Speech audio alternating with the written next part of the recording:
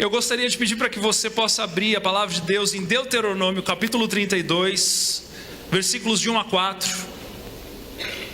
E se coloque de pé de novo.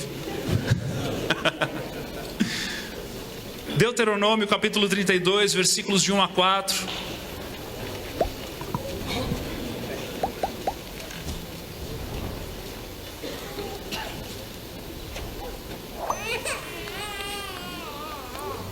Diz assim: inclinai os ouvidos, ó céus, e falarei, e ouça a terra as palavras da minha boca. Goteje a minha doutrina como a chuva, destile a minha palavra como o orvalho, como chuvisco sobre a relva e como gotas das águas sobre a erva. Porque proclamarei o nome do Senhor, e engrandecerei o nosso Deus. Eis a rocha, suas obras são perfeitas, porque todos os seus caminhos são juízo. Deus é fidelidade e não há nele injustiça, é justo e reto. Feche seus olhos. Pai bondoso, Pai querido, colocamos diante de Ti, Senhor, esse tempo onde estaremos juntos olhando para a palavra, ouvindo, Senhor, da Tua palavra. Conduza-nos, Senhor, ainda mais perto de Ti.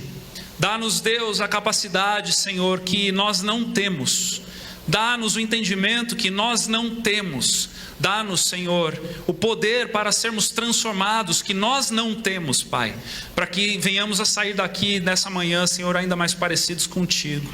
Para que Tu sejas engrandecido através da nossa vida e que nós possamos cumprir o nosso fim, que é glorificar o Teu nome, em nome de Jesus, amém. Pode se sentar.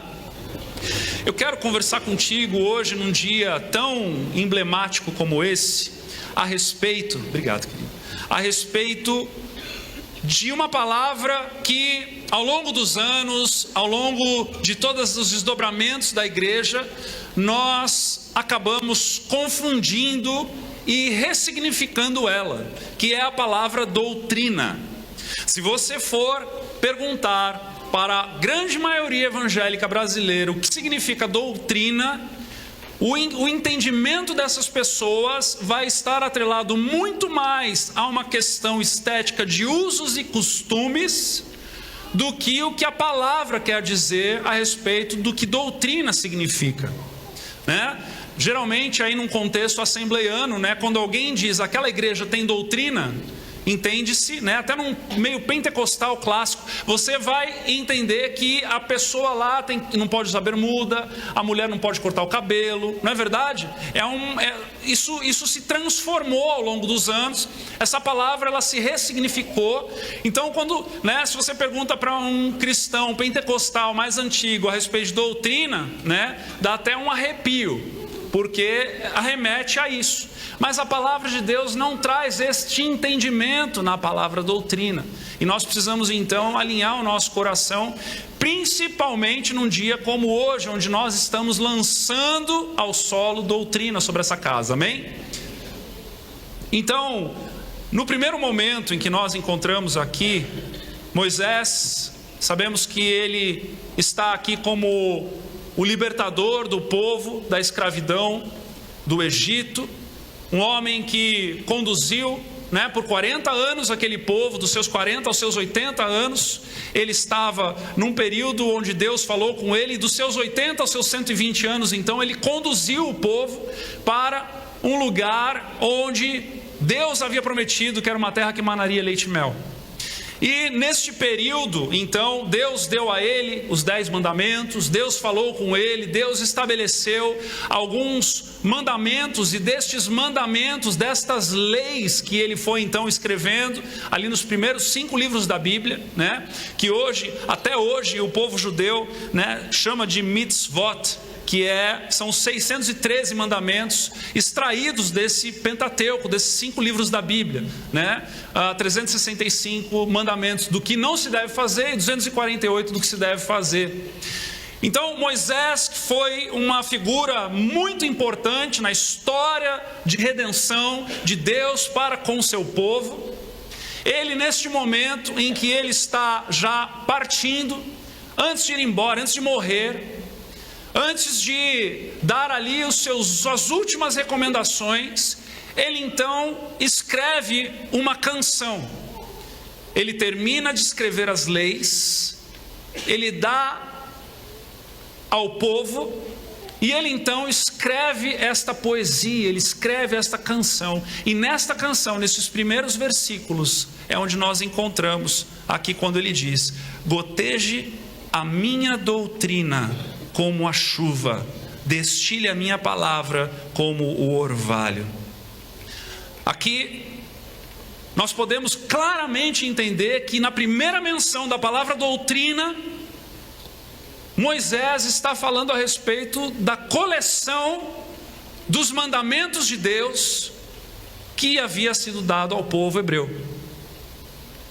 Esta coleção de entendimento, de mandamentos, de regras, de preceitos, é compilado como uma doutrina para o seu povo, uma doutrina que deveria ser não somente compilada, escrita e guardada em algum lugar, mas que deveria ser constantemente ensinada uns para os outros. Deuteronômio 6, de 5 a 9, antecipadamente, nós já vemos esse ritmo. Quando a palavra vai dizer: amarás, pois, o Senhor teu Deus de todo o teu coração, de toda a tua alma e de toda a tua força. Essas palavras que hoje te ordeno estarão no teu coração. Tu as inculcarás aos teus filhos, e delas falarás assentado em sua casa, e andando pelo caminho, e ao deitar-se, e ao levantar-se. Também as atarás como sinal na tua mão, e te serão por frontal entre os olhos, e as escreverás nos umbrais da tua casa e nas tuas portas. Ou seja, em todo o tempo, a palavra de Deus sendo ensinada, inculcada, né? Aqui está uma amostra de que esta doutrina, ela precisa ser reforçada. Nós vamos encontrar lá na frente em Provérbios capítulo 4, versículos 1 e 2, onde diz: ouvi, filhos, a instrução do pai, e estai atentos para conhecerdes o entendimento, porque vos dou boa doutrina, não deixeis o meu ensino. Então, é claro para nós que na cultura judaica, é claro para nós que dentre o povo hebreu, havia uma tradição de ensinar aquilo que era Deus para o seu povo. Porque na lei, meus irmãos, não está ali somente um conjunto de regras do que se pode e não se pode fazer, mas na lei Deus se revela. Na lei Deus se manifesta. Na lei Deus manifesta o seu coração, os seus desejos. É por isso, meus irmãos, que nós não podemos deixar de ler o Antigo Mandamento, o Antigo Testamento, achando que, porque agora vivemos na época da graça, este Antigo Testamento não tem mais impacto nas nossas vidas. Ora, se o Novo Testamento é o cumprimento do Antigo Testamento, então é importante a gente conhecer os dois. E quando nós conhecemos os dois, Deus é revelado para nós da maneira em que Ele desejou ser revelado. Amém? Então esta realidade, ela está em nós, está para nós, mas esta palavra doutrina, ela não se enfraquece no Novo Testamento. Aliás, muito pelo contrário. É no Novo Testamento em que ela brota de uma maneira ainda mais contundente, ainda mais intensificada, para que a gente então possa compreender a importância do que é uma doutrina. No Novo Testamento, a gente vê a primeira menção da palavra doutrina, sabe onde é, queridos? É no lugar onde Jesus resolveu compilar ensinamentos e trazer para o seu povo, lá no Sermão do Monte. Mateus capítulo 5, 6 e 7, mais conhecido como o lugar do Sermão do Monte, onde Jesus se assenta para ensinar a respeito das coisas. E neste lugar, justamente no final do capítulo 7, versículo 28, nós encontramos: quando Jesus acabou de proferir essas palavras, estavam as multidões maravilhadas da sua doutrina. Olha que interessante. Jesus não estava ali dizendo: mulheres, vocês não podem mais cortar o cabelo, homens, vocês não podem mais usar bermuda, né? Essas coisas que a gente está aqui ressignificando. Eu me lembro uma vez em que eu estava numa igreja bem tradicional evangélica, nas minhas férias de infância, e eu estava querendo muito tocar guitarra no louvor daquela igreja. E então, quando eu fui falar com aquele pastor a respeito do meu desejo por servir ao Senhor, ele falou: olha, você pode, mas você vai precisar ficar um período em provação, porque tem muitos irmãos que eu vejo que estão andando de bicicleta pela cidade e eles estão empinando a bicicleta. Então você não pode empinar a bicicleta, porque isso traz um mau testemunho, né? Eu fiquei ali pensando, mas enfim, aí os anos se passaram, né? Veja, uma outra menção da palavra doutrina no Novo Testamento está quando Jesus combina o seu ensinamento com as suas práticas. E isso é importante para a gente entender também, porque a doutrina, ela não é algo morto, ela não é um conjunto de palavras e regras que ficam na prateleira ou em algum lugar escrito em alguma parede, mas se torna aquilo que nós somos. E Jesus encarnado, Deus Filho, faz questão de modelar isso para nós. Em Marcos capítulo 1, versículos 21 a 22, no momento ali da cura de um endemoniado em Cafarnaum, nós encontramos isso aqui escrito: depois entraram em Cafarnaum e logo no sábado foi ele ensinar na sinagoga. Maravilhavam-se da sua doutrina, porque os ensinava como quem tem autoridade e não como os escribas. Versículo 27, todos se admiraram a ponto de perguntarem entre si: que vem a ser isso? Uma nova doutrina.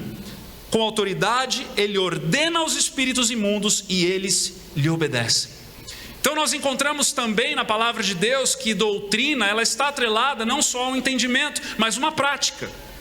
Uma prática que está alinhado com o entendimento. Uma pessoa que não é duas em uma, ela é uma só. Ela entende, ela compreende e ela vive aquilo que ela entende. Uma nova doutrina.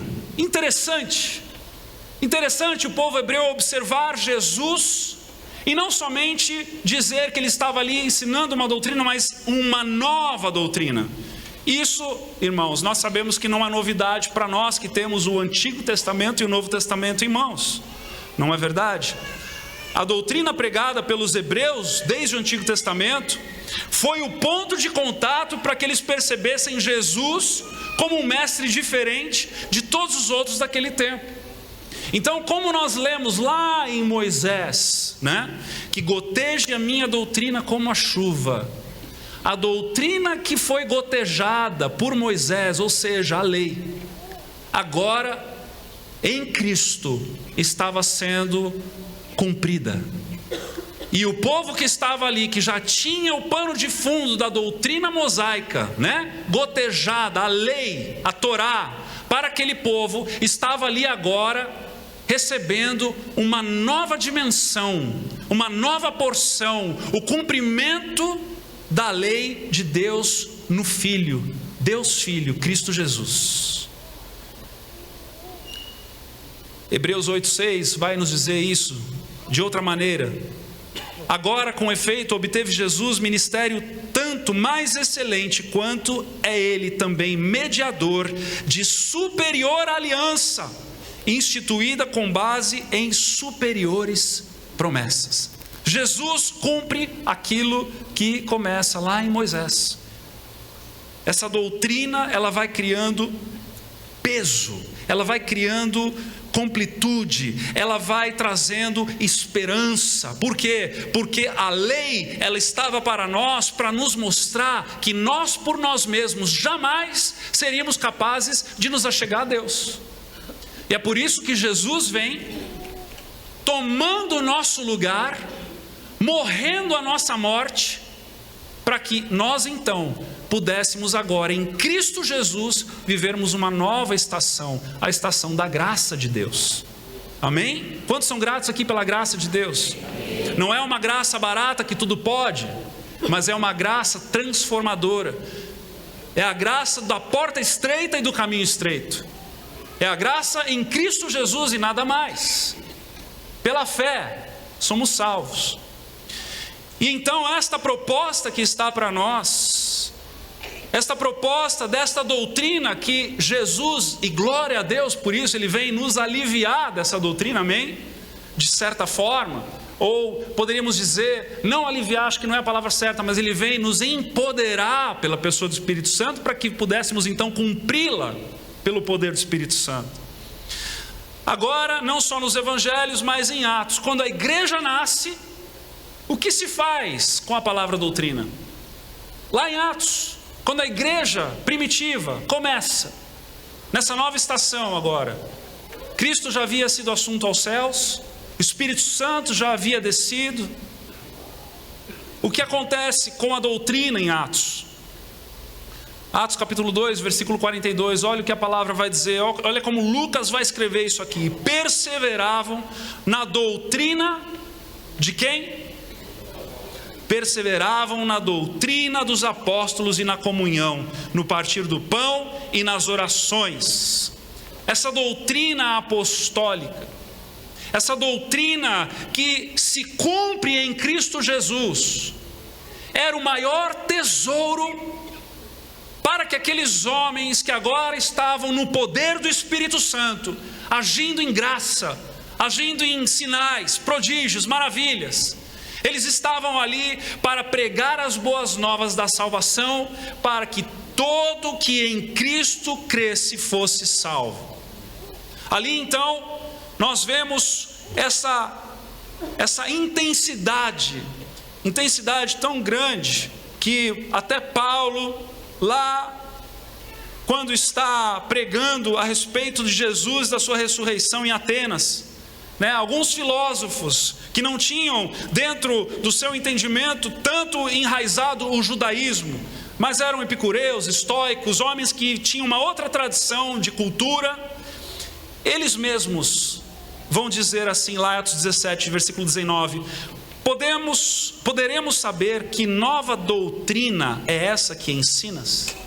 E aí nós sabemos da história, não é? Que Paulo, então, diante do Deus desconhecido, ele começa a tecer quem Deus é para aqueles homens.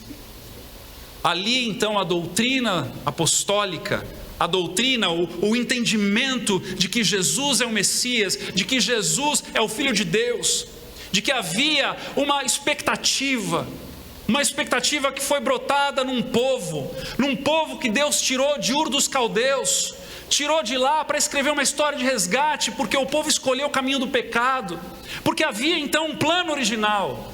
Entenda, tudo está sendo entrelaçado do início ao fim, de Gênesis a Apocalipse. E a proposta para mim e para você é que nós venhamos a conhecer isso com profundidade. A profundidade da defesa dessa doutrina, desses apóstolos, irmãos, era uma profundidade tamanha que eles colocavam a sua vida em risco. Com muito temor e tremor, eles ensinavam, a ponto de, olha o que João vai escrever na sua segunda carta, no capítulo 1, dos versículos 8 a 11, olha o que ele vai dizer, perceba o teor de como ele fala a respeito das doutrinas que eles ensinavam. Acautelai-vos, para não perderdes aquilo que temos realizado com esforço, mas para receberdes completo galardão, recompensa. Todo aquele que ultrapassa a doutrina de Cristo e nela não permanece, não tem Deus. O que permanece na doutrina, esse tem tanto o Pai como o Filho. Se alguém vem ter convosco e não traz esta doutrina, não o recebais em casa, nem lhes dei boas-vindas, porquanto aquele que lhe dá boas-vindas faz-se cúmplice das suas obras más. Perceba o zelo, a intensidade com que João escreve para os seus ouvintes, os seus leitores, a respeito do zelo, daquilo que havia sido ensinado. Ele estava dizendo, foquem nisso, nem mais nem menos. Tudo aquilo que ultrapassa não provém de Deus. Paulo, quando vai escrever a Timóteo, capítulo 6, versículos 3 a 5, ele vai dizer o seguinte: se alguém ensina outra doutrina e não concorda com as sãs palavras de nosso Senhor Jesus Cristo e com o ensino segundo a piedade, é enfatuado, nada entende, mas tem mania por questões e contendas de palavras, de que nascem inveja, provocações, difamações, suspeitas malignas, altercações sem fim, por homens cuja mente é pervertida e privados da verdade, supondo que a piedade ainda é fonte de lucro. Irmãos, nós entendemos até aqui que a doutrina de Cristo, a sã doutrina, ela é um conjunto de ensinamentos precisos da fé cristã, amém? Está claro isso para nós aqui nessa manhã? Mas aí você pode se perguntar: pastor Jean, o que isso tem de impacto na minha vida hoje? Por que a gente deveria se preocupar com um conjunto de ensinamentos precisos da fé cristã numa vida tão corrida, com problemas tão mais reais? Pastor, o meu problema é no meu casamento. Pastor, o meu problema é na minha educação com os meus filhos. Eles estão rebeldes, eu não sei o que fazer. Pastor, o meu problema está no meu trabalho. Como que a sã doutrina, a doutrina de Cristo, tem impacto para mim hoje? Porque isso me interessa. Queridos, é uma pergunta legítima, ou são perguntas legítimas essas. São perguntas sinceras, de pessoas de carne e osso, como eu e você, que temos os nossos problemas do cotidiano, temos as nossas demandas. Você provavelmente saiu de casa e veio para cá para ouvir uma palavra de estímulo, para que Deus tocasse no lugar onde está doendo em você. Talvez você tenha feito uma oração dizendo: Senhor, fala comigo, por favor, eu preciso do teu toque. Como que eu posso me inclinar a esta sã doutrina? Agora, o pastor escreveu um livro, mas parece que não fala com o meu dia a dia. Sabe, amados, para isso, a gente precisa entender que o papel da doutrina está diretamente ligado na formação do caráter cristão. Todo pilar de fundamento vai respingar naquilo que nós somos, vai respingar em como nós oramos ao Senhor, vai respingar em como nós lemos a palavra de Deus, vai respingar em como a nossa fé é construída dentro de nós. Porque se há algo ainda para piorar a situação, é que nenhum de nós chegou na igreja com uma página em branco. Nenhum de nós chegou na igreja com um papel sulfite A4, como se fôssemos um papel sulfite A4 em branco, dizendo: Jesus, faça como tu queres. Podemos dizer isso com as nossas palavras, mas as nossas crenças, a nossa vida, o nosso caráter, aquilo que nós acreditamos, como nós vivemos a nossa vida, já foi construído por aí. E foi construído de muitas maneiras, porque afinal de contas nós participamos de uma nação onde se crê em muitas coisas ao mesmo tempo. Não é verdade? Não é? Quantos de nós já não fomos cristãos, católicos, espíritas, fizemos um trabalhinho ali, recebemos uma benzedeira lá, fizemos uma coisa acolá, pegamos um pouquinho das seitas orientais para aliviar um pouco os nossos músculos, a nossa dor nas costas, e vamos fazendo um negócio que é o Brasil, ou misturando. Então nenhum de nós é uma página em branco, mas quando nós colocamos à prova, e é aí que está a beleza da doutrina de Cristo, da doutrina apostólica, é colocarmos à prova tudo que nós acreditamos, É colocarmos à prova como é que nós olhamos para o mundo e nós vivemos a nossa cultura, para que então a palavra de Deus tenha primazia, tenha a primeira palavra e possa nos desconstruir para nos reconstruir. Doutrina, irmãos, é isso. É um processo de desconstrução e reconstrução. É um processo onde nós vamos colocar em xeque todas as nossas crenças e vamos então, a partir da palavra de Deus, sendo ensinada, reavaliar como é que nós estamos acreditando nas coisas. Entende? E outra coisa que é tão importante quanto, há uma promessa que quando nós nos tornamos cristãos, nós estamos em Cristo, e por estarmos em Cristo, somos como pequenos cristos. Cristão significa isso, não é verdade? Somos pequenos cristos, e essa promessa é de que Cristo se torne em nós aquilo que nós não somos e que Ele é.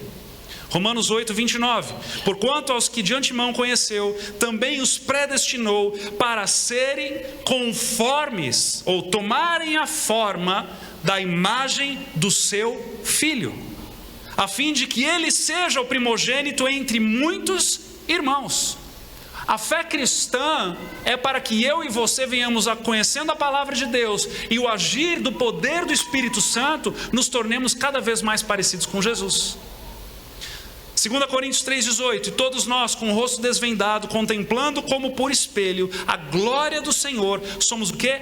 Transformados de glória em glória na sua própria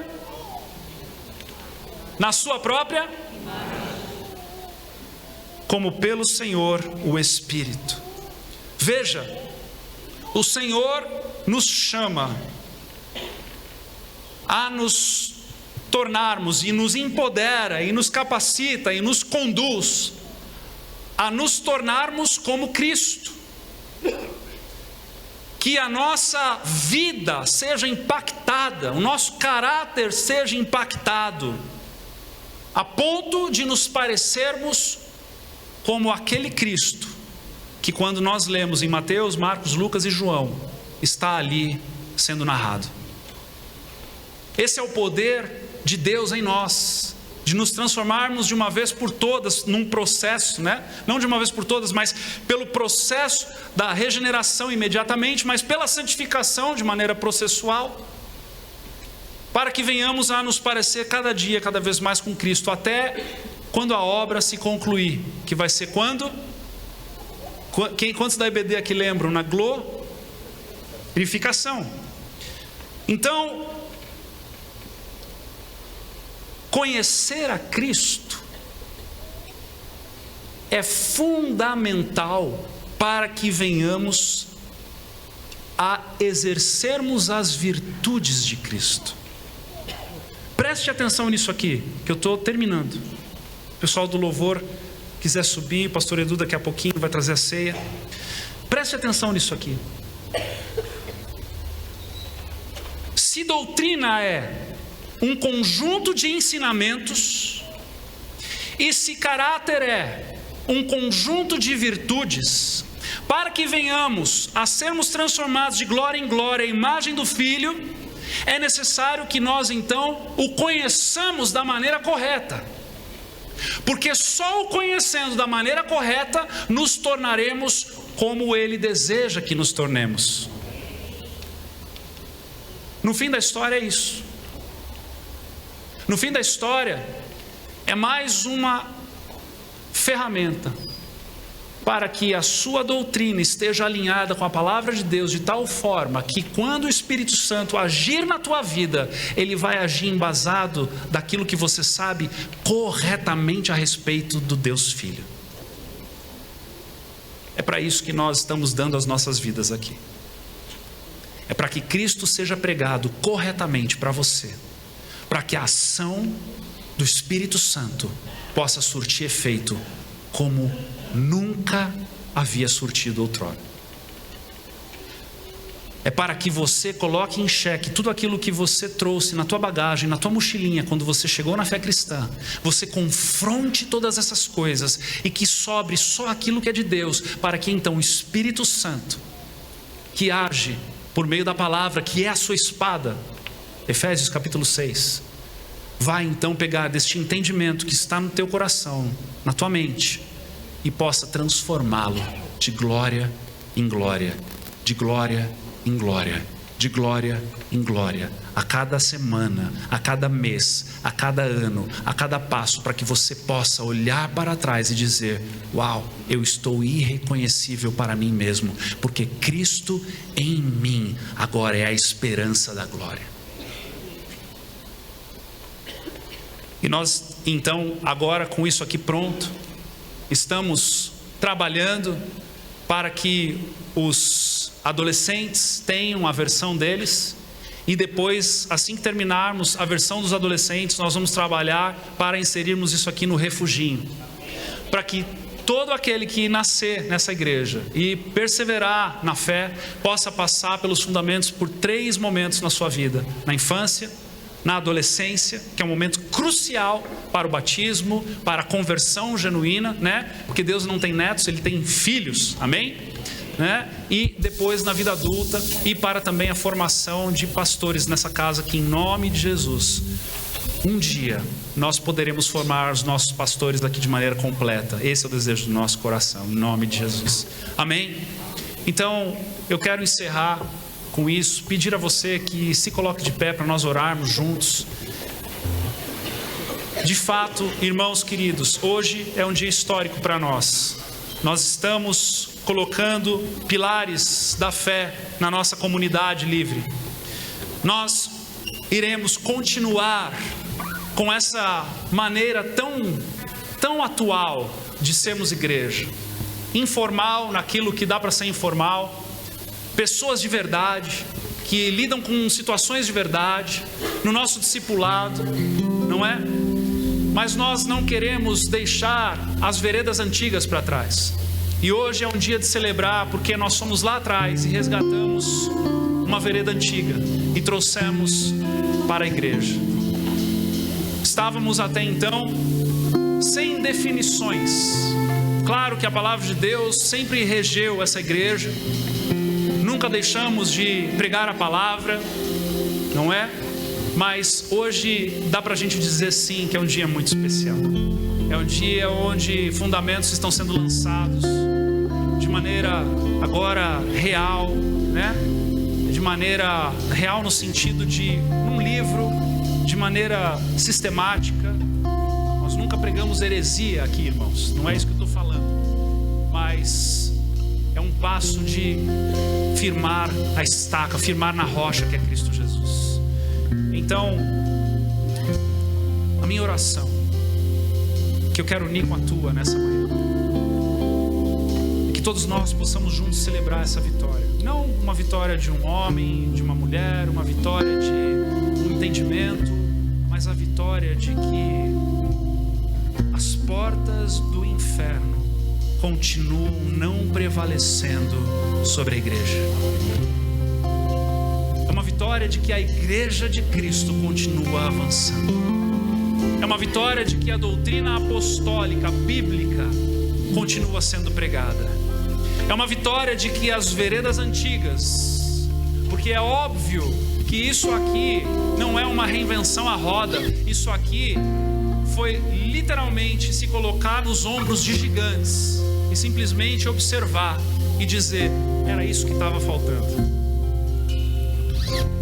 A igreja de Cristo continua viva, eficaz, coluna e baluarte da verdade, continua com seus dons, continua com o fruto, continua no poder do Espírito Santo, na loucura da pregação, continua na doutrina apostólica, e nós continuamos loucos de amor por Jesus, a cada dia, cada vez mais. Então eu quero te pedir nessa manhã, todo esse amor que você tem no teu coração aí pelo teu Salvador, por Jesus, que você então possa adorar nesse momento, onde nós já estaremos encerrando. Fique livre para levantar as suas mãos, para fazer a sua oração. Fique livre para fazer como você bem quiser.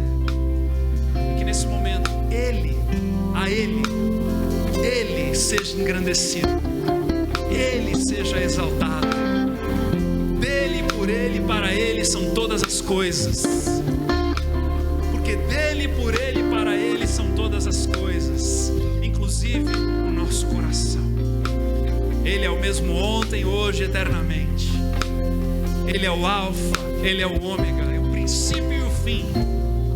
Ele é o bom pastor, Ele é o caminho, Ele é a porta. Ele é tudo para mim e para você. Renda-se diante dele nesse momento e vamos engrandecer e agradecê-lo, porque mais uma vez Ele está sendo exaltado no nosso meio.